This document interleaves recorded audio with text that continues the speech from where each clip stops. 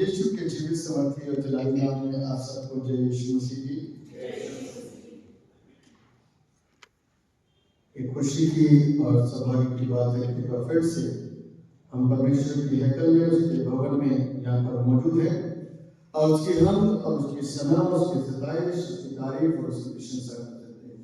इसलिए क्योंकि वो इस आदत के योग्य परमेश्वर है, उसके जैसा ना तो कोई था ना है और न कभी जिंदगी में हम कभी सुनेंगे न कभी देखेंगे। इसलिए उसकी सताइश करने के लिए परमेश्वर को हम अपने भवन में लेकर गया तो हम पूरे समर्पण के साथ में उसकी हमद सना, उसकी तारीफ वचन के द्वारा, गीतों के द्वारा करें ताकि वो हमारी जिंदगी से प्रसन्न हो सके और हम दुआ शीघ्र उसके बदले अपनी आंखों को बंद करके दुआ में साक्षी सर्वस्व में जमीन के खाने का मालिक हमारे जिंदा बाबा आसमानी, हमें आज के शुक्रगुजार हैं इस समय के लिए जो आपने हमें दिया और अपनी पवित्र भवन में लेकर के आए ताकि पिता परमेश्वर हम आपकी हम सना करें और आपको सुने और आपको समझे और आपको जाने और आपको पहचाने, क्योंकि प्रभु कई बार आपको पहचानने में बहुत वर्ष बीत जाते हैं, लेकिन फिर भी परमेश्वर आपकी हैकल वो स्थान है जहां से पिता परमेश्वर हमें आपको जानना है, हमें आपको पहचानना है, ताकि पिता परमेश्वर वो संबंध हमारा आपके साथ आपके भवन में दृढ़ और मजबूत हो सके, वचन की शिक्षाओं के माध्यम से, आराधना के माध्यम से, प्रार्थना के माध्यम से, ताकि हम एक आशीषित जीवन को जिए और हमारा जीवन आपको भाने वाला हो सके। आप दया करिए, सबको बड़ी बात करिए, उपस्थित सब लोगों के साथ और साथ रहिए और जो आ रहे हैं उनको सुरक्षित कर पिता परमेश्वर लेके आए ताकि पिता आपके नाम को धन्यवाद सरादर में हिम्मत और बात देते हुए सेवा को अपने नाम में मानते हैं, जैसे सुनिए और कबूल कीजिए। आमीन। जमात प्रधान अपने स्थान पर बैठ गए।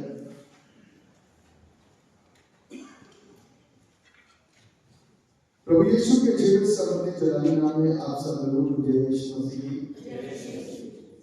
प्रभु का धन्यवाद देते हैं कि आज क्रिस्ट जन्म के पश्चात पहला रविवार हम सब मिल करके मना रहे हैं। यह हमारे लिए सौभाग्य की बात है और इत्तेफाक से बड़ा सुंदर आज का थीम भी है फैमिली लाइफ। बड़ा सुंदर सा शीर्षक है आज का शिक्षा ग्रहण करने का है, वह है पारिवारिक जीवन। और इससे आज के माहौल में, आज का माहौल की बात कर रहा हूं क्योंकि संसार का, इस दुनिया का माहौल अच्छा नहीं। इस माहौल में मैं और आप अपनी जिंदगी को किस तरीके से जी रहे हैं, हर जगह भ्रष्टाचार, पाप, लड़ाइयां, झगड़े, व्यभिचार, झूठ, दगाबाजी, धोखा, चोरी, खून, एक्सीडेंट्स वगैरह बहुत कुछ चल रहा है। षड्यंत्र, राजनीति, छल, धोखा, बेईमानी, जो कुछ हो सकता है वो सब कुछ चल रहा है। इस पापी संसार में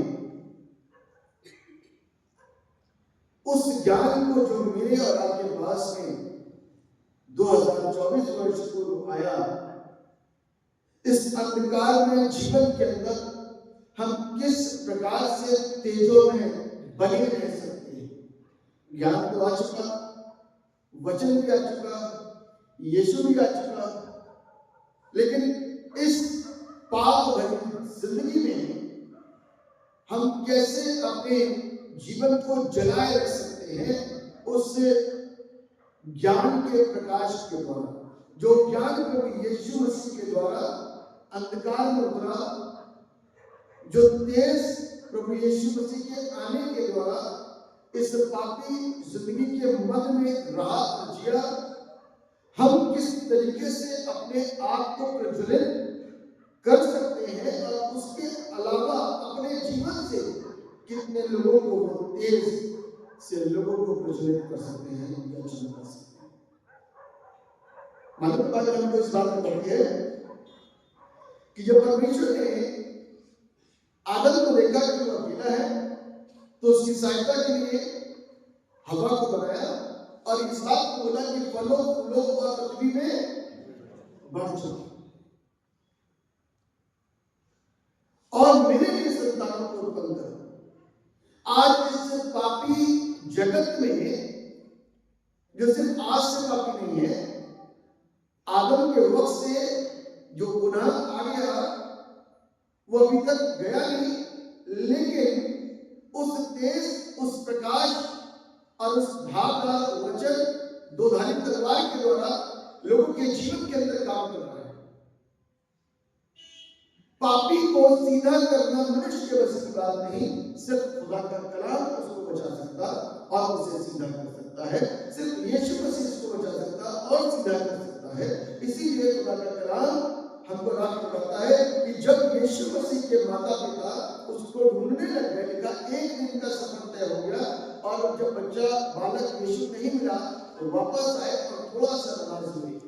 क्या तुझे नहीं मालूम कि हम तेरे कारण परेशान होते? तो वो शिक्षा दे रहा है, क्योंकि स्वाभाविक तौर पे तो वो उसका पुत्र लोग समझ रहे हैं और उन्होंने भी इस तरीके से उसके ऊपर हाथ जताया कि वो हमारा पुत्र है। कुछ क्षणों के लिए भूल गए कि ही इज गॉड। अब वो मां परमेश्वर बन करके उनको शिक्षा दे रहा है कि आपको नहीं मालूम या तुम्हें नहीं मालूम कि मुझे परमेश्वर के भवन में रहना आवश्यक है।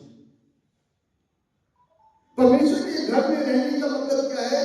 जितना ज्यादा हम वहां रहेंगे, जितना ज्यादा हम वहां पर बैठेंगे, जितना ज्यादा हम वहां से सुनेंगे, उतना आशीषित होंगे। लेकिन खुदा के कलाम के ऊपर ही हमको अपने ध्यान को केंद्रित करने की जरूरत है, क्योंकि उस जमाने में भी और आज के जमाने में भी परमेश्वर का स्थान, प्रार्थना का घर कहीं ना कहीं दूषित और प्रदूषित भी हो रहा है, क्योंकि उसमें बैठने वाले लोग इस पापी जीवन के अंदर जी रहे हैं और कई बार कमजोरियों के चलते वो अपने आप को परमेश्वर के वचन के मुताबिक रख नहीं पा रहे और मोह नहीं पा रहे, इसलिए उनके जीवन के अंदर भी वो स्वभाव पाया जाता है। इसीलिए वो जिस पारिवारिक जीवन की बातचीत यहाँ पर कर रहा है वैसा नहीं हो पा रहा, वैसा नहीं बन पा रहा।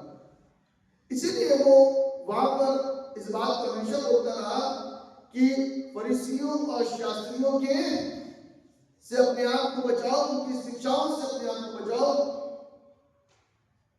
जो वो सिखाते हैं, जो वो पढ़ते हैं उसको मानो, लेकिन जो वो करते हैं उसको ध्यान दो,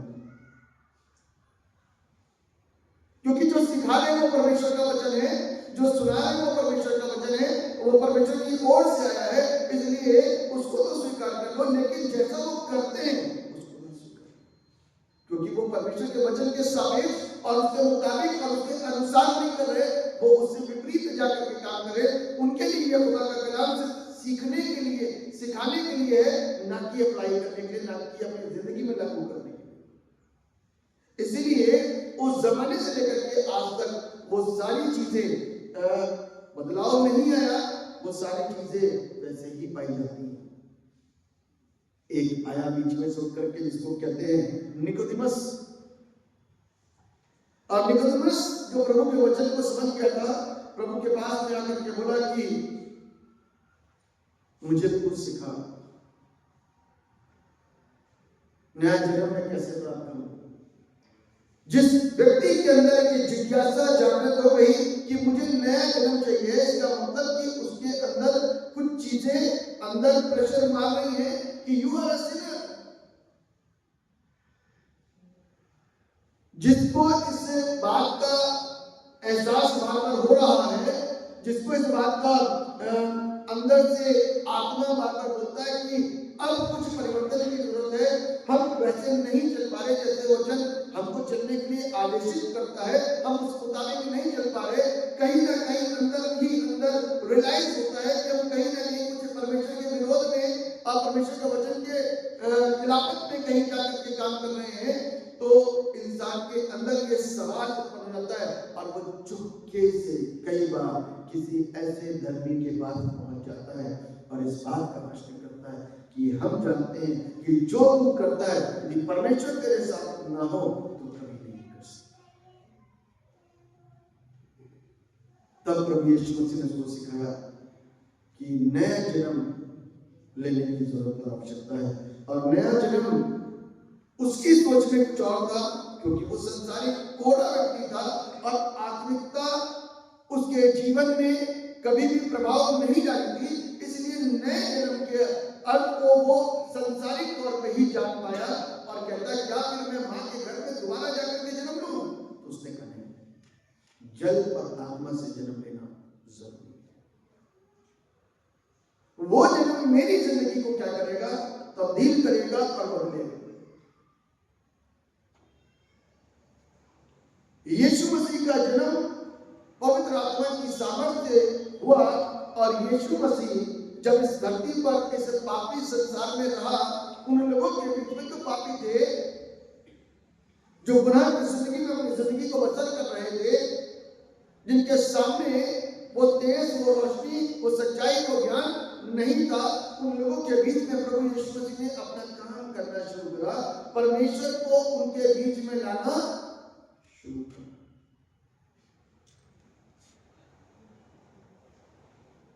स्वर्ग की बातों को कौन ला सकता है? जो स्वर्ग से उतरा हो, जो पृथ्वी से बना है, पृथ्वी से पैदा हुआ, यानी कि मां और बाप से जन्मा, वो संसारिक है, वो पृथ्वी का है।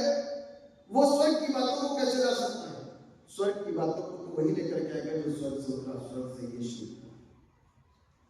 और तब आकर के वो स्वर्ग की बातों को बयान करता है, तब आकर के वो स्वर्ग की शिक्षा को देता है, तब आकर के वो परमेश्वर की मर्जी को जाहिर करता है, लोगों को बताता है कि परमेश्वर ऐसा चाहता है। तब उसने वहां पर रहते हुए परमेश्वर के लिए संतानें पैदा करनी शुरू की। तब उसने वहां रहते हुए परमेश्वर के लिए क्या करना शुरू करा? संतानें पैदा करनी शुरू करी। कैसी संतान? उसके पीछे भीड़ दौड़ती थी। यीशु मसीह के पीछे भीड़ की भीड़ दौड़ती थी, और भीड़ भी कई प्रकार की थी। एक तो वास्तव में उसको सुनने के लिए आते थे, कुछ चंगाई प्राप्त करने के लिए आते थे, कुछ आरोप लगाने के लिए आते थे, और कुछ खाने के लिए आते थे, और कुछ सच्चे ढंग से अपनी जिंदगी को, उसके जीवन को देख करके बदलने के लिए आते थे।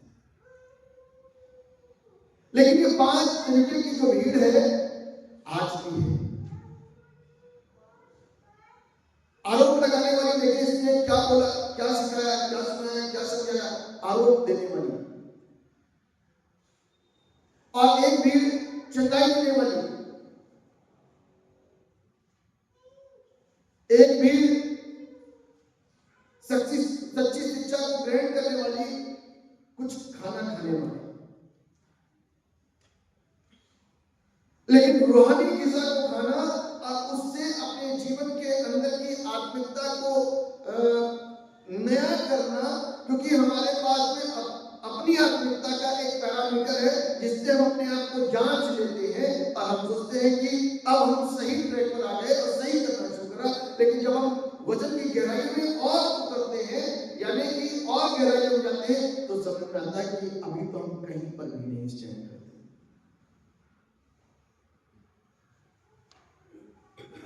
बाइबल को इस बात को सिखाती है, कौन मुझको प्रभु की मोहब्बत से अलग कर सकता है? लड़ाइयां, झगड़ा, अकाल, मृत्यु, कौन मुझको मसीह की मोहब्बत से अलग कर सकता है? मसीह की मोहब्बत यदि मेरे रब के अंदर है तो कोई भी चीज मुझको मसीह की मोहब्बत से अलग नहीं कर सकती। ना अधिक चावा, क्रिसमस सिर्फ 3 दिन पहले ही था और तब इतनी भीड़ थी, ज्यादा से तब भी था, थोड़ा बहुत। लेकिन आज हर चर्च का यही हाल है। सिर्फ यह बात नहीं कर, हर चर्च का यह हाल है कि क्रिसमस के बाद वाला रविवार सन्नाटा छाया होता चर्चेस के अंदर। और हम बात कर रहे हैं क्रिश्चियन फैमिली की। हम कौन से एग्जाम्पल को सेट कर सकते हैं? प्रभु मुझसे आपसे इस बात को कहता है कि हम प्रभु के लिए लिए संतानें उत्पन्न करें, लेकिन मैं आपके अंदर ही वो जज्बा, वो कलाम, वो बातें, वो जीवन शैली, वो भाव यदि नहीं रहेगा तो हम कैसे चीजों को तब्दील कर सकते हैं। यही चीज, यही जाल, यही सारी चीजें। आप चले जाइए कोई ऐसा चर्च जहां आज अन्य जातियों का चर्च है, वहां जाके देखिए, वहां पर आपको आज भी भीड़ दिखाई देगी, क्योंकि उनका क्रिसमस सिर्फ 25 दिसंबर में ही होता, उनके लिए हर दिन क्रिसमस है। जिस दिन संगति होती ना, हर दिन उनका क्रिसमस है। तो ये अफसोस है, ये दुख है। फिर हम अपने बच्चों को क्या शिक्षा दे पाएंगे इस पापी जीवन के अंदर, जो पूरा संसार पाप से लदा हुआ है। हर जगह उसकी एक ट्रिक काम करती है, कमाने को लेकर के, कि कैसे हम कमा लें, कैसे ले लें, कैसे क्या कर लें। उसी दौड़ भाग में हम और आप लगे रहते हैं, और प्रभु के ऊपर आश्रित होना, उस पर विश्वास करना, उसमें हम कहीं ना कहीं पीछे रह जाते हैं। मेरे प्रियो, मजबूरियां प्रभु जानता है, लेकिन जानबूझ करके अपने आप को कमजोर बनाना वो परमेश्वर को अच्छा नहीं लगता। जाड़े में यदि पार्टीज होती है, मैरिजेस होती हैं, तो क्या वर्क होती है, लेकिन जहां मेरा मन है, जहां मेरा धन है, वहीं मेरा मन लगा है। जैसा हम पसंद करते हैं वहां तो जाड़े में भी चले जाएंगे। बुरा न मानिएगा, ये सच्चाई है, और समय समय पर बोलना बहुत जरूरी है, क्योंकि यदि इन सारी चीजों से यदि आज हम जागृत हो गए तो शायद आने वाले समय के अंदर परिवर्तन देखने को मिलेगा। लिखा हुआ है, मेरे साथ निकाल लीजिए, लूका रचित सुसमाचार,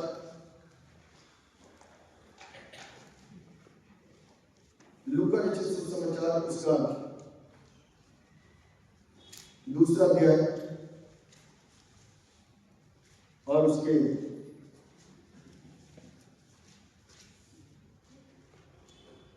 41 पद से लेकर मैं पढ़ता हूं आपके लिए। लिखा है, उसके माता पिता प्रतिवर्ष फसह के पर्व में यरूशलेम जाया करते थे। जब यीशु 12 वर्ष का हुआ तो वे पर्व के रीति के अनुसार यरूशलेम को गए। जब यीशु क्या हुआ, 12 वर्ष का हुआ, तब वो पर्व की रीति के अनुसार यरूशलेम को गए। जब वे उन दिनों को पूरा करके लौटने लगे तो बालक यीशु यरूशलेम में रह गया। बालक यीशु कहाँ रह गया? यरूशलेम में, क्योंकि उसका मन वहां से हटने को करता ही नहीं था, और वो उसमें रहना पसंद करता था, वहां आराधना करना पसंद करता था, क्योंकि उसको मालूम है कि मेरे बाप का घर है और वहां से मुझको क्या सीखने को मिलेगा और क्या ग्रहण करने को मिलेगा, क्या सिखाने को मिलेगा, वो अवसर ढूंढता है। मालूम है, प्रभु के सच्चे लोगों को कभी आपने देखा, मैं नोटिस करता हूं, जिनके जीवन के अंदर परमेश्वर का वचन है, उनके लिए मैं नोटिस करता हूं, वो मौके ढूंढते हैं कि किसी भी तरीके से मौका उनको मिले, तुरंत उनके साथ वचन शेयर, तुरंत वचन उनके साथ में बांटे, ताकि उनका जीवन बदल सके। मैंने कुछ लोगों को ऐसा देखा है कि उनके अंदर एक अलग ही किस्म की आग है, और उनके अंदर का जो मिशन है वो जल्दी से बाहर प्रकट नहीं होता, लेकिन वो तब पता चलता है जब किसी के साथ में वचन के द्वारा बातचीत करते हैं। ये मिशन है, और बड़ी शालीनता और बड़ी खामोशी के साथ में, क्योंकि परमेश्वर को बुद्धि देता है, बड़े अच्छे ढंग से वो परमेश्वर के वचन को उन लोगों के साथ में शेयर करते हैं। अपना काम खत्म, अब वो आगे निकल जाते हैं। जीवन के अंदर वो ज्ञान, वो ज्योति, वो सच्चाई को डाल करके वो आगे बढ़ता है। मैंने ऐसे लोगों को देखा जो चिंतित है, जो इसी विषय की प्रार्थना करते हैं कि किस तरीके से आत्माओं को बचाया जाए। मेरे प्रियो, आज यदि मैं और आप सही तरीके से उस ज्ञान को, उस दर्द को, उस पीड़ा को समझ गए तो मैं और आप एक अच्छे पेरेंट्स इस संसार में होंगे। क्योंकि मैं इस बात पर विश्वास करता हूं कि इस पापी जीवन के अंदर एक परिवार किस तरीके से अपने आप को सुरक्षित रख सकता है। मालूम है, यदि आप नोटिस करें, आपने कभी भी देखा होगा जो टेररिस्ट होता है, टेररिस्ट अपने बच्चों को क्या शिक्षा देता है बताएगा? टेररिस्ट अपने बच्चों को किस प्रकार की शिक्षा देता है कि वो कैसे गन चलाए। उसके दिमाग के अंदर हमेशा खुराफात रहता है, दूसरे का नाश होता है, तो वो यही सिखाता है कि किस तरीके से गन पकड़नी है, किस तरीके से गन चलानी है। वो यही सिखा पाएगा क्योंकि उसके पास वही ज्ञान है और उसके अलावा उसके पास और कोई ज्ञान नहीं है। और एक कम्युनिस्ट बंदा अपने लोगों को क्या बताता है? कहता है देयर इज नो गॉड, इसलिए जैसा जीवन चल रहा है जीते रहो, कोई दिक्कत नहीं। हर तरीके का पाप उसके जीवन के अंदर कार्य करता है, हर तरीके का गुनाह उसके अंदर काम करता है और उसको ये मालूम है कि परमेश्वर ही इसे धोखा है। क्योंकि परमेश्वर को विश्वास करना, अपने ईमान को उसके ऊपर पूरी रीति से मजबूती के साथ में लेकर के आना, ये आसान काम नहीं है। क्योंकि हमको परमेश्वर दिख नहीं रहा है, हम चिन्हों के द्वारा उसके ऊपर विश्वास कर सकते हैं, उसके कलाम की सच्चाइयों को सुन करके उसके ऊपर विश्वास कर सकते हैं और पवित्र आत्मा के आने के द्वारा बहुत खुलासे हमारे जीवन के अंदर होते हैं। यदि पवित्र आत्मा नहीं है तो हमें से बहुत सारे लोगों की जिंदगी आज भी उन्हीं विश्वास के अनुसार सुनी है और वो चल रहे हैं, बोल तो रहे प्रभु है, लेकिन विश्वास नहीं है। मुंह से तो बोलते हैं कि प्रभु है, लेकिन अंदर कोई विश्वास नहीं है। लेकिन जिस व्यक्ति के अंदर पवित्र आत्मा का काम करता है, जिस व्यक्ति के अंदर पवित्र आत्मा कार्य करता है, उसके अंदर विश्वास पूरी रीति से दृढ़ता के साथ में आ जाता है और वो उस विश्वास जो उसके अंदर आ गया, उस दृढ़ता के साथ में बोल करके सारी बातों को कहने की कोशिश करते हैं। ठीक उसी प्रकार से जब यीशु मसीह काना गलील के विवाह में थे, अब आप सोच सकते हैं कि काना गलील के विवाह के अंदर जब उनके घर का दाखरस खत्म हो गया तो ये उनके लिए एक बड़ा अफसोस और उनकी इंसल्ट और उनकी लज्जा, उनकी बेइज्जती की बात थी। लेकिन उस वक्त उसकी मां जब आई, उसने कहा यीशु से कि कुछ कर, इनके घर का दाखरस खत्म हो गया। तब यीशु ने क्या बोला? हे नारी, हे नारी, मेरा समय अभी नहीं है। और थोड़ी देर के बाद में यदि आप चेक करेंगे तो प्रभु यीशु मसीह ने वहां के लोगों को बुलाया और कहा कि ये मटके जो रखे हैं वो पानी से मुंह भर दो। और उसने क्या करा? उन मटकों को पानी से मुंह भरवा दिया और भरवाने के बाद में क्या बोला कि आप इसको भोज के प्रधान के पास में ले जाओ। और जो पानी भरा जा रहा था वो उनको मालूम था ये वही पानी जो रोज इस्तेमाल करते हैं। उनको ये पता था कि ये वो पानी है जो सिर्फ साधारण पानी है और भोज के प्रधान को हमको क्या देना है? दाखरस देना है। लेकिन ये तो पानी भिजवा रहा है। क्योंकि अब वो अधिकारी है तो अधिकारी की बात एक व्यक्ति को सुनने की जरूरत है। जो भी नीचे दास होता है उसको सुनना पड़ता है। वो उन्होंने उसको भरा और उसी से निकाला और सर्व करना शुरू कर दिया। सर्व क्या किया जा रहा था? पानी। यीशु क्या भरवा रहा था? पानी।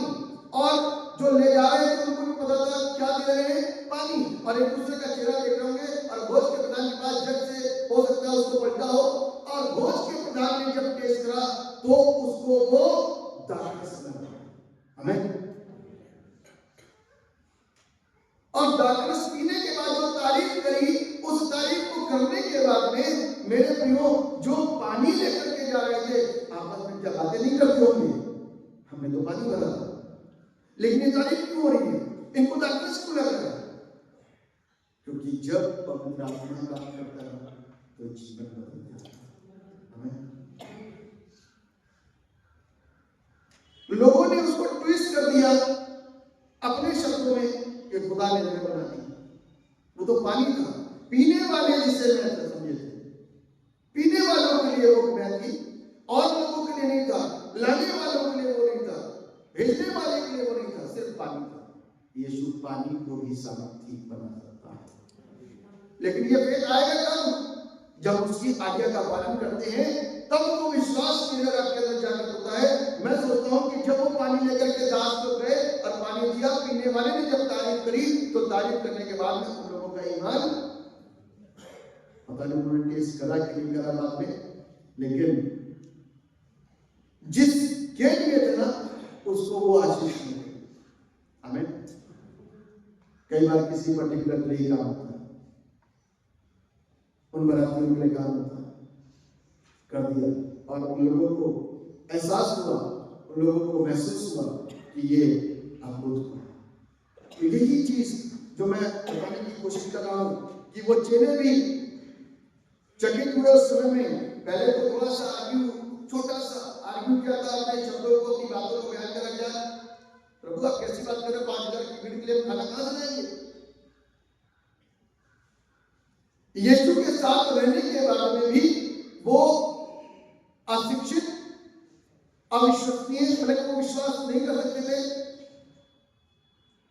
कि यीशु इतना बड़ा कार्य कर सकता है। इतने मौजे देखने के बाद में भी उनके दिमागों के अंदर वो काम नहीं हो रहा। इतना सब कुछ होने के बावजूद भी वो पवित्र आत्मा परमेश्वर के काम के ऊपर, परमेश्वर पर विश्वास नहीं कर सकते थे। क्यों?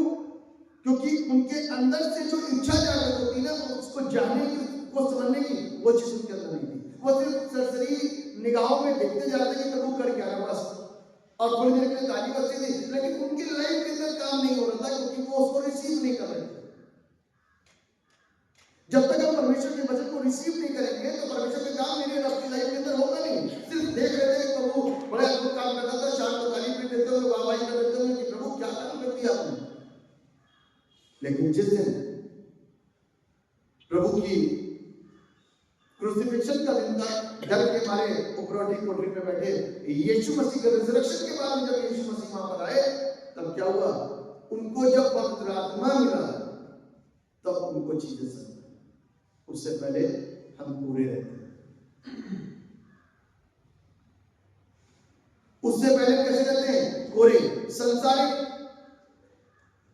जैसे बाहर का कोई व्यक्ति है, वैसे ही हम रहते हैं। बेशक सिर्फ इतना होता फर्क कि वो अपनी आस्था में रहते हैं और हम अपने विश्वास में रहते हैं। हमारा कलाम सीधा है। हम तरह तरह की अनुष्ठानों को, तरह तरह की मान्यताओं को, आइडियोलॉजी को, ये सारी चीजों को नहीं मानते, क्योंकि हम सीधे कलाम के ऊपर विश्वास करते हैं, इसलिए हम सुरक्षित रहते हैं। दूसरी बात कि परमेश्वर का एक विशेष दया मेरे नाम के ऊपर रहती है, क्योंकि हम बपतिस्मा प्राप्त किए हुए हैं और प्रभु की मेज में शरीक होते हैं। ये एक सुरक्षा है मेरे रब के लिए। मेरे रब के अंदर कहीं ना कहीं परमेश्वर का थोड़ा भय है, कुछ गुनाह को नहीं करते, ये हमारी सुरक्षा है। मेरे रब की जिंदगी के लिए परमेश्वर ने विशेष दूतों को नियुक्त करके रखा है, ये मेरी रब की सुरक्षा है। लेकिन इससे अधिक जो काम है वो मैं रब नहीं कर पाता। जिस दिन यीशु के चेलों को पवित्र आत्मा स्पर्श हुआ, उनके अंदर, उनके भीतर आया, उस दिन उनकी जिंदगी ट्रांसफॉर्म हो गई। सेम डे में उनकी जिंदगी क्या हो गई? बदल गई। डर खत्म हो गया। जीना मसीह और मरना लाभ है, ऐसे स्टेटमेंट निकलने शुरू हो गए। जब पवित्र आत्मा लाइफ के अंदर आता है तो स्टेटमेंट भी बदल जाते हैं। हम विश्वास के साथ, दृढ़ता के साथ में घोषणा करते हैं, और वही काम उस वक्त में होना शुरू हो गया। उससे पहले विश्वास नहीं था कि 5 रोटी और 2 मछली 5000 लोगों को खाना खिला देंगे। लेकिन मेरे प्रियो, यीशु ने अपने चेलों को विश्वास दिलवाया। मालूम कैसे? एक भी जन ये ना कह सके कि ये सारा काम फर्जी हुआ। सबके हाथों में टोकरे, सब 12 टोकरे लेकर के, हर एक के पास में एक टोकरा था। कोई भी नहीं कहता मेरे पास तो टोकरा नहीं है, हर एक के पास में टोकरा था। और वो टोकरे को लेकर के लौट रहे थे और खाना बांट रहे होंगे, खाना दे रहे होंगे। मछली कैसे बढ़ रही है, रोटी कैसे बढ़ रही है, लोग खा करके कैसे तरह होकर के उठते जा रहे हैं, थैंक्स कह रहे हैं, कुछ भी कर रहे हैं। लेकिन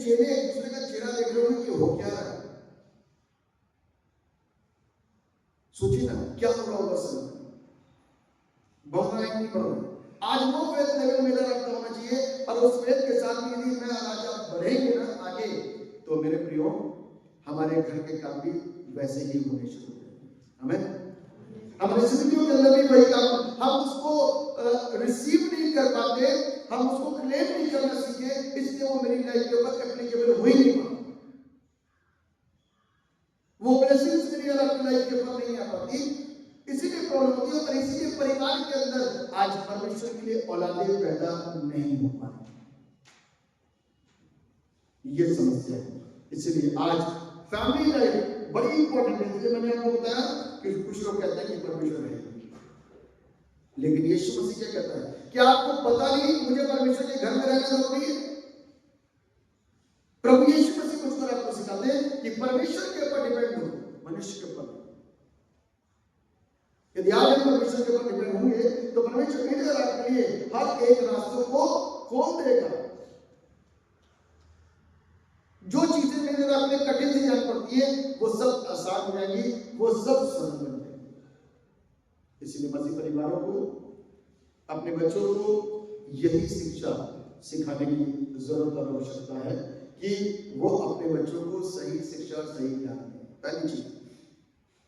एक और चीज कि क्रिश्चियन पेरेंट्स आज की तारीख में इतने ज्यादा व्यस्त हैं कि अपने बच्चों को वो जान ही नहीं रहे कि उनके अंदर का टैलेंट, उनकी ख्वाहिशें, उनकी चाहतें क्या है। उनके लिए उन्होंने कुछ लोगों को नियुक्त कर दिया है, उनको पे करते हैं, बच्चे उन्हीं के इशारों पर चल रहे हैं, बोल रहे हैं, कई चीजें हो रही हैं, लेकिन बच्चे निगलेक्ट हो जाते हैं कई बार। जब पेरेंट्स के पास में उनके पास प्रॉपर तरीके से खिलाने और उनकी परवरिश करने के टाइम नहीं, तो आप इस बात को सोचिए कि वो उनको आत्मिक वातावरण कैसे दे पाएंगे। और जिस परिवार के अंदर आत्मिक वातावरण नहीं होगा, जिस परिवार के अंदर, जिस परिवार के बच्चों को आत्मिक वातावरण नहीं मिलेगा, तो उनके जीवन के अंदर कौन सा वातावरण आकर के काम करेगा? मैं आपको बताता हूं, पाप तो चारों तरफ फैला हुआ एक वायरस के रूप में। पाप जो है आपको कमाने की जरूरत नहीं, ऑटोमेटिक सिस्टम में ऑटोमेटिक आएगा। क्यों आएगा? मैं कई बार इसके ऊपर कोशिश करा, मंथन करा, ध्यान दिया, तो ये सारी चीजें आएंगी क्यों? क्योंकि वो तो हमारे ब्लड में है। पाप कहाँ है? ब्लड में। जब तक हम यीशु मसीह को व्यक्तिगत तरीके से स्वीकार नहीं कर पाते, तो वो ब्लड के अंदर का पाप चेंज नहीं होता। वो अंदर से अपने आप नहीं भी सिखाएंगे ना, तो भी अपने आप से बाहर आएगा। गाली किसी को कोई सिखाता नहीं, सिखाता, लेकिन बच्चे बोलते हैं। गलत करना कोई सिखाता है, फिर भी बच्चे चुपचाप से गलत करते हैं। उनको मालूम है कि ये गलत है, इसलिए वो खामोशी और चुपचाप के साथ में करते हैं। क्यों? क्योंकि उनको वो एटमॉस्फेयर, वो वातावरण नहीं मिल रहा है। इसीलिए क्रिश्चियन फैमिलीज के अंदर ये प्रॉब्लम आनी शुरू हो गई। और धीरे धीरे धीरे धीरे करके बच्चे ग्रो होने शुरू होते हैं, बड़े होने शुरू हो जाते हैं, और बड़े होते होते होते माँ बाप के लिए वो क्या हो जाते हैं? दुखदाई हो जाते हैं। मैं इतने क्रिश्चियन फैमिलीज को जानता हूँ, देख चुका हूँ, और ना चाहते हुए भी ये कहना पड़ रहा है कि अफसोस और ये दुख। और क्रिसमस और ईस्टर जितने सेलिब्रेशन जितने भी हैं, वो सेलिब्रेशन आज सेलिब्रेशन उनके लिए रह गया, उनके लिए कुछ एक मजाक सा रह गया है, जो बोलते हुए भी अफसोस उसको करता है। उनके सेलिब्रेशन आप जाकर के देखिए, उनके सेलिब्रेशन सवेरे से लेकर के शाम तक नशों में डूबे रहते हैं। ये किस जन्म है? ये अफसोस है। तो जैसे हम करेंगे वैसे ही आने वाली नस्लें भी वही करेंगी। सेलिब्रेशन इसको नहीं करेंगे। इसीलिए तो यीशु मसीह का जन्म का अर्थ ही हम नहीं समझ पाए कि उसका जन्म है क्या।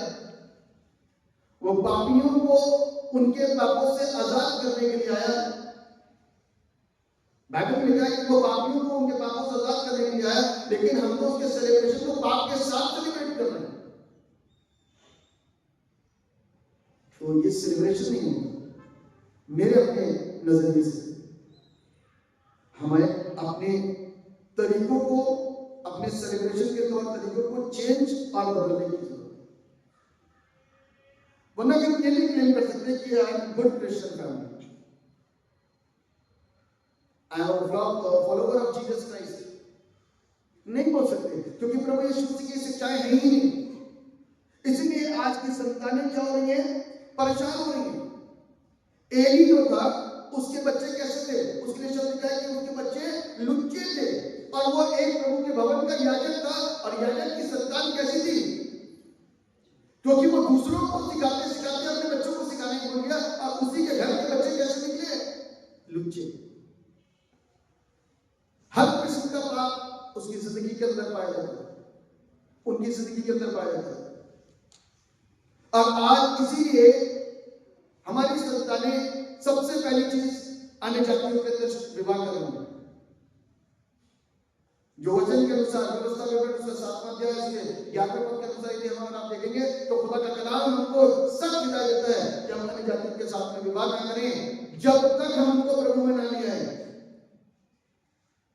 ये भी एक बड़ा क्वेश्चन है कि अन्य जातियों के बीच में आप काम कर रहे हो और अन्य जातियों के साथ में शादी करने के लिए मना कर रहे हो, ये कौन सा तरीका है? तरीका यही है कि खुदा का कलाम कहता है कि अन्य जाति को जब तक आप खुदा के कलाम के द्वारा बदलोगे नहीं, जब तक उनकी सोच बदलोगे नहीं, जब तक उनकी मान्यताओं को बदलोगे नहीं, तब जब तक सच्चे खुदा के विषय के ज्ञान को उसमें डालोगे नहीं, तब तक उनके साथ रिश्ता और उनके साथ संबंध बनाना सख्त मना है।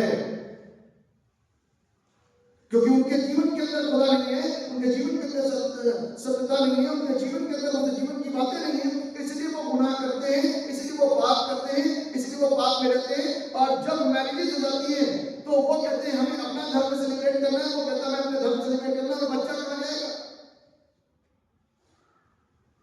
बच्चा कहाँ जाएगा? फिर क्या मैं और आप उनको ये मसीह शिक्षा दे सकती है? क्या कहते हैं, बात क्या है कि बात नॉन क्रिश्चियन हुआ वो उसका प्रभाव रहता है। देखिए व्यापक कौन होता है? आदमी, औरत जाति नहीं है, औरत ब्याह की जाति है, लड़की ब्याह की जाति है दूसरे घर के अंदर।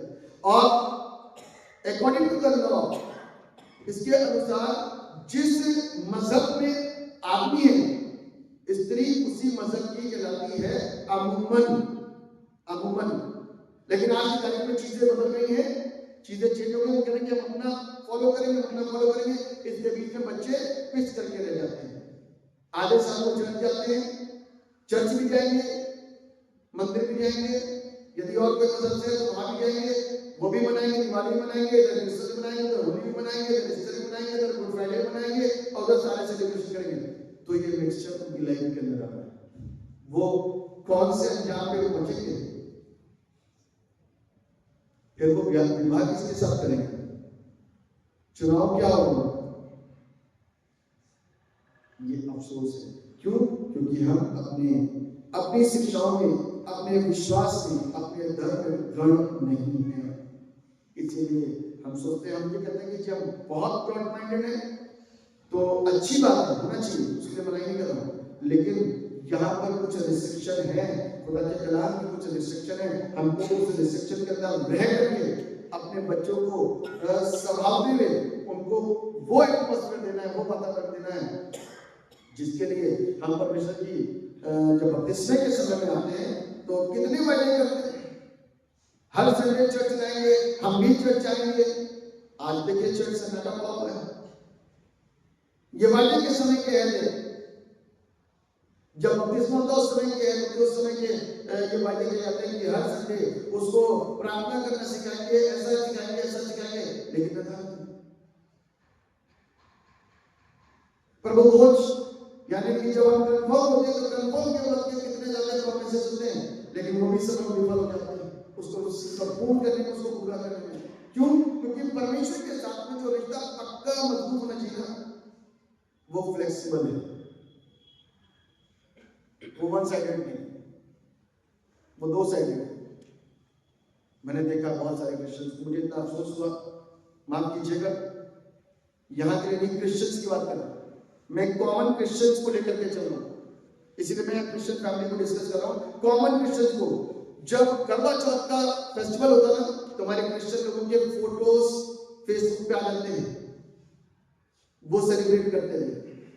और होली होती तो होली खेलते हुए भी आते हैं, दिवाली होती तो दिए लगाते हुए, तो सब कुछ करें ब्रॉड माइंडेड। स्वर्ग में ये ब्रॉड माइंडेड काम है। प्रभु से बोला, प्रभु मैं ब्रॉड माइंडेड को इस तरीके से स्वर्ग पहुंच सकता हूँ क्या? क्योंकि ये हमारी अपनी धार्मिकता है, हमारी अपनी सोच है, हमारा अपना तरीका है। हमने अपने आप को संसार के लोगों के साथ में रिश्तों को खराब ना किया जाए, तो उनके साथ अपने स्टैंडर्ड को मेंटेन करने में अपने वक्त को दे दिया कि हम आपके साथ आपके जैसे और आपके साथ आपके जैसे, और जब प्रभु के पास आएंगे तो प्रभु के जैसे। ये हमारा आज तरीका है। इसीलिए पहले तो क्रिश्चियन लाइफ होती है, फिर क्रिश्चियन फैमिली लाइफ होती है, वो सब खबर है।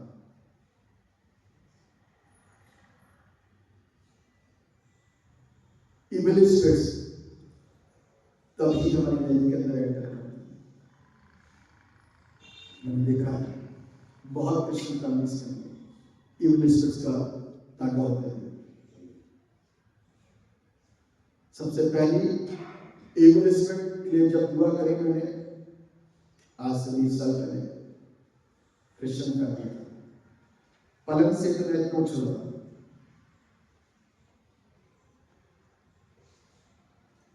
और कहा जाएंगे दिखाने के लिए जादू टोना करने वालों को। ऐसे लोगों के पास अपने खुदा के पास विश्वास ही नहीं है कि हमारा खुदा कुछ कर सकता है। शक के साथ में जिंदगी को बसर करना, यह अफसोस है। तो हमारी क्रिश्चियन फैमिली लाइफ जो है, एक पारिवारिक जिंदगी जो है, वो कैसे स्ट्रॉन्ग हो सकती है। मैं फिर से इसकी पुनरावृत्ति करूंगा कि अपने बच्चों को हर दिन अपने घर में फैमिली लाइफ में बैठाइए। जब मैं और आप उनकी पढ़ाई को लेकर के इतने चिंतित हैं, उनको बताइए कि सवेरे आपको बाइबल पढ़नी है, सवेरे आपको दुआ करनी है। उनको सिखाइए, उस चीज के लिए चिंता करिए। जब आप वो चिंता करेंगे, मैं वो चिंता करूंगा, तो परमेश्वर मेरे बाकी ओवरऑल हर एक चीज की चिंता करेगा। मैं उनको उस प्रभु से तो मुलाकात कराऊं कि जो प्रभु मुझको बुद्धि दे सकता है, मेरी संतानों को बुद्धि देगा। उस प्रभु के दर्शन तो कराऊं, एक खुदा के कलाम का टेस्ट तो दूं, उनसे प्रार्थना करना तो सिखाऊं कि प्रभु से बातें कैसे करनी है। जब मैं और आप इस प्रयास को करेंगे, तो मेरे प्रियो, परमेश्वर अपने हाथ को मेरे राज्य पर रखेगा। नीति वचन उसका 3रा अध्याय और उसके 16वें पद के अंदर लिखा है। पहले तो पहला पद पढ़ेंगे तो लिखा हुआ है कि उसकी आज्ञाओं को अपने हृदय में रखो। जब उसकी आज्ञाओं को पालन करेंगे तो हम और आप आशीषित होंगे। पुराने वक्त में इस्राएलिट्स में क्या हुआ करता था, व्यवस्था विवरण 6 उसके 5वें पद के अंदर लिखा हुआ है कि बाप अपने बच्चों को, अपनी पत्नी और अपने बच्चों को बैठाता था और उनको परमेश्वर के विषय का ज्ञान दिया करता था। ये रिस्पॉन्सिबिलिटी बाप की हुआ करती थी। बाप ये जिम्मेदारी को समझता था और बच्चों को बैठाता था। इसमें लिखा हुआ है कि चलते फिरते उठते बैठते उस परमेश्वर की चर्चा उनके कामों में करता था। उनको प्रार्थना करना सिखाता था, उनको वचन पढ़ना सिखाता था, उनको उसका अर्थ समझाया करता था, उनको ये बताया करता था कि मिस्र की गुलामी से निकल करके बाहर आए, गुलाम थे, लेकिन प्रभु यीशु, वो परमेश्वर ने हमको आजाद किया, हमको स्वतंत्र किया। हम दबे कुचले थे, तिरस्कृत थे, सताए हुए थे, पीड़ाओं में थे, लेकिन हमको परमेश्वर ने आजाद किया। उस परमेश्वर की इबादत करो, उस परमेश्वर का नाम लो।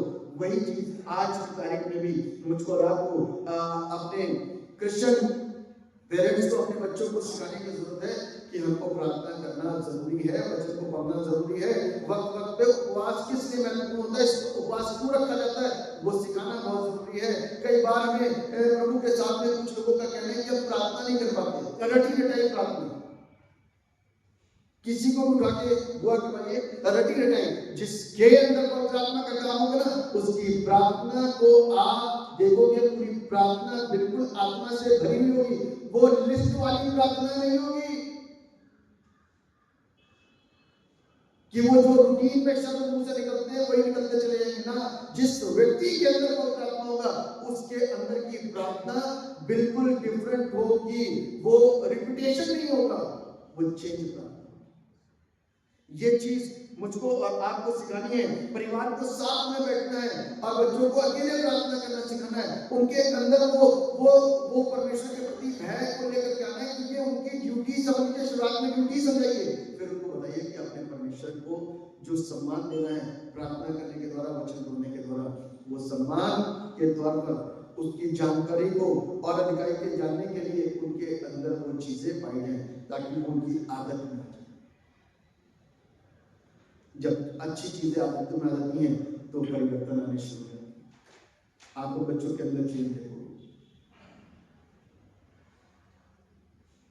इसलिए बाइबल हमको इस बात को सिखाती है, क्योंकि मैं जानता हूं कि ये धरती का टेस्ट अलग है और आत्मिक टेस्ट अलग है। कुलुस्सियों की पत्री उसका 30वां अध्याय और उसके पहले पद के अंदर लिखा है, जब तुम मसीह के साथ जिलाए गए तो स्वर्गीय वस्तु की खोज में रहो जहां मसीह विद्वान है और परमेश्वर की दाहिनी ओर बैठा है। मेरे प्रियो, एक और सुंदर सा हिस्सा 12वें पद से पढ़ रहा हूं। लिखा हुआ है कुलुस्सियों 3 और उसका 12 पद, इसमें परमेश्वर के चिन्हों के समान जो पवित्र और प्रिय हैं बड़ी करुणा और भलाई और दीनता, नम्रता और सहनशीलता धारण करो। और यदि किसी को किसी पर दोष देने का कोई कारण हो तो एक दूसरे की सह लो और एक दूसरे के अपराध क्षमा करो, जैसे प्रभु ने तुम्हारे अपराध क्षमा किए वैसे ही तुम भी करो। इन सब के ऊपर प्रेम जो सिद्धता का कटिबद्ध है बांध लो। मसीह की शांति जिसके लिए तुम एक देह होकर बुलाए नहीं गए हो तुम्हारे हृदय में राज्य करे। अब तुम धन्यवादी बने रहो। मसीह के वचन को अपने हृदय में अधिकाई से बसने दो। मसीह के वचन को क्या करो? अपने हृदय में अधिकाई से बसने दो और सिद्ध ज्ञान से एक दूसरे को सिखाओ और चिताओ। बहुत जरूरी है। सिद्ध ज्ञान से एक दूसरे को सिखाओ और चिताओ, यानी कि ये चिताना और चेतावनी देना बहुत जरूरी है। इसको डांटना समझाइए। ये चेतावनी ये खुदा के कलाम की है। बाप अपने बच्चों को, शिक्षक अपने तमाम विद्यार्थियों को और धार्मिक गुरु तमाम उन लोगों को जो उस धार्मिक स्थल में आते हैं सीखने के लिए, उन लोगों को चेतावनी देनी पड़ती है। वो सिखाते हैं ताकि जो सुनने के लिए आया, जो सीखने के लिए आया, वो सीख सके। और लिखा हुआ है, चिताओ और अपने अपने मन में अनुग्रह के साथ परमेश्वर के लिए भजन और स्तुतिगान और आत्मिक गीत गाया करो। क्या करा करो? आत्मिक गीत गाया। माहौल घर का कैसे बदलता है जब गीतों को गाते हैं, आत्मिक गीतों, फिल्मी गीतों को, आत्मिक गीतों। लिखा हुआ है, प्रभु यीशु के नाम से करो, आत्मिक गीत गाया करो। वचन में या काम में जो कुछ भी करो सब प्रभु यीशु के नाम से करो और उसके द्वारा परमेश्वर पिता को धन्यवाद दो। अंतिम पदों में लिखा है, हे पत्नियों, जैसा प्रभु में उचित है वैसा ही अपने अपने पति के अधीन रहो। हे पतियों, अपनी अपनी पत्नी से प्रेम रखो और उनसे कठोरता न करो। और हे बालकों, सब बातों में अपने अपने माता पिता की आज्ञा का पालन करो, क्योंकि प्रभु इनसे प्रसन्न होता है। हे बच्चे वालों, अपने बालकों को तंग ना करो, ना हो कि उनका साहस टूट जाए। ये पूरे फैमिली के लिए ये शिक्षा दे दी गई है। मैंने कर दिए है। मैं प्रियो, आज हम और अपनी इस पृथ्वी पर रहते हुए इस वचन को, जो मेरी जिंदगी बचपन से लेकर के बुढ़ापे तक सुरक्षित रखने के लिए सिर्फ एक पुस्तक सफिशिएंट है। सिर्फ एक पुस्तक जिसका सिलेबस कभी नहीं चेंज होता, जिसकी शिक्षाएं कभी नहीं बदलती, जिसका अर्थ में कभी परिवर्तन नहीं आता। सिर्फ एक पुस्तक को शुरू से अपने संतानों को, अपने बच्चों को देना शुरू करें। इसका टेस्ट, इसको दिखाएं, इसको पढ़ाएं इससे सिखाएं, ताकि उनके अंदर जिंदगी भर के लिए अंदर वो शिक्षाएं आ सकें जिससे कि उनकी जिंदगी प्रभु में सुरक्षित हो सके। पहली पहल प्रभु करेगा, दूसरी पहल हम होगा। जब हम ऐसा करेंगे मेरे प्रियो, तो मैं और आप एक अच्छा क्रिश्चियन फैमिली लाइफ जी सकेंगे। वरना ये पाप भरी जिंदगी है, और इस पाप भरी जिंदगी के अंदर मैं सुरक्षित रह जाऊं, ये बड़ा कठिन होगा। ये बड़ा मुश्किल होगा कि मैं अपने आप से अपने आप को बचा लूं। पाप देख करके आपको मालूम है, यूसुफ प्रभु का कौन था? एक अच्छा दास था, जिसको प्रभु ने क्या कर दिया? प्रधानमंत्री बना दिया। जब उसको ऑफर मिला गुनाह करने का, तो बाइबल कहती है कि वो भाग गया, है ना? बाइबल क्या कहती है? क्यों भागा? कहीं पाप न हो जाए। आज की तारीख में बहुत सारे लोग पाप करने में अपने आप को कंट्रोल नहीं कर पाते। चोरी, व्यभिचार, नशा, यदि कंट्रोल नहीं है तो भाग जाओ करेगा। और यदि आप मैच्योर होकर कंट्रोल होकर के आए, तो मैं और आप शिक्षक के तौर पे लोगों को सिखा सकते हैं और डायरेक्ट उनको मना कर सकते हैं कि ऐसा काम मैं नहीं करता। जब हम कमजोर होते हैं ना, तो मुझको भाग जाने की उस जगह से, क्योंकि अभी अभी तो हम पाप छोड़ करके निकले हैं, तो इतनी जल्दी मजबूत नहीं हो सकते। जब बीमार होता है इंसान, डॉक्टर कहता है आराम करना, फिर से इन्फेक्शन लग जाए, तो शरीर कमजोर है। जब प्रभु में आते हैं, नए विश्वास कमजोर होते हैं, प्रलोभन बहुत आता है। उस प्रलोभन के लिए उसमें मैं गिर ना जाऊं, फंस ना जाऊं, तुरंत भाग जाना चाहिए। जब मैं मैच्योर हो जाऊं, परमेश्वर के वचन में दृढ़ हो जाऊं, तो मेरे प्रियो स्थिरता के साथ में लोगों को सिखाना और जवाब देना, और वहां खड़े रह करके उस बीच में खड़े रह करके एक गवाही को रखना, वो बहुत इम्पोर्टेंट है। तब हम लोगों के सामने एक नमूना पेश कर सकते हैं। इसके लिए एक क्रिश्चियन फैमिली लाइफ को बनाना पड़ता है, अपने आप से नहीं होगा। ये सौभाग्य है कि हम क्रिश्चियन फैमिली में जन्मे, लेकिन हमारी क्रिश्चियन फैमिली लाइफ क्रिश्चियन है कि नहीं, मीन्स क्रिश्चियन का मतलब क्राइस्ट इन। यदि प्रभु अंदर है तो क्रिश्चियन फैमिली लाइफ लाजवाब होगी, एग्जाम्पल होगी। और यदि क्राइस्ट अंदर नहीं है तो वो सिर्फ नाम की होगी, ये क्रिश्चियन फैमिली प्रभाव छोड़ने वाली नहीं। इसलिए मुझको और आपको पहले अपने आप को जांचते हुए सही करना है, फिर हम दूसरों की लाइफ के ऊपर असर डाल सकते हैं। यीशु ने सारी दुनिया के ऊपर असर डाला, सारी दुनिया यीशु को बनी, और आज उसके लोग सारी दुनिया के ऊपर अपने प्रभाव को छोड़ें, तभी प्रभु का राज जल्दी से जल्दी बढ़ेगा और प्रभु की आमद होने पाएगी। परमेश्वर इस वचन के द्वारा हम सबको आशीष दुआ करें। जीवित और समर्पित पिता परमेश्वर, हम आपको धन्यवाद देते हैं इस बात के लिए कि प्रभु आपने हम लोगों को अब तक सुरक्षित रखा, संभाला, और ये मौका दिया कि पिता के कलाम के द्वारा हम अपनी पारिवारिक जिंदगी को खूबसूरत बनाए, जैसी आप चाहते।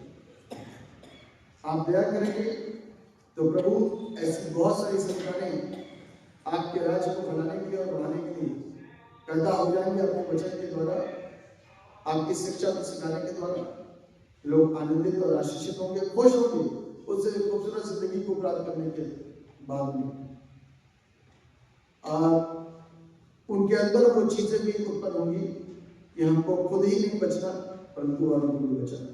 आप दया करेंगे तो पिता चीजें अच्छी बेहतर सबको बड़ी बरकत की अपनी महिमा यीशु मसीह नाम से।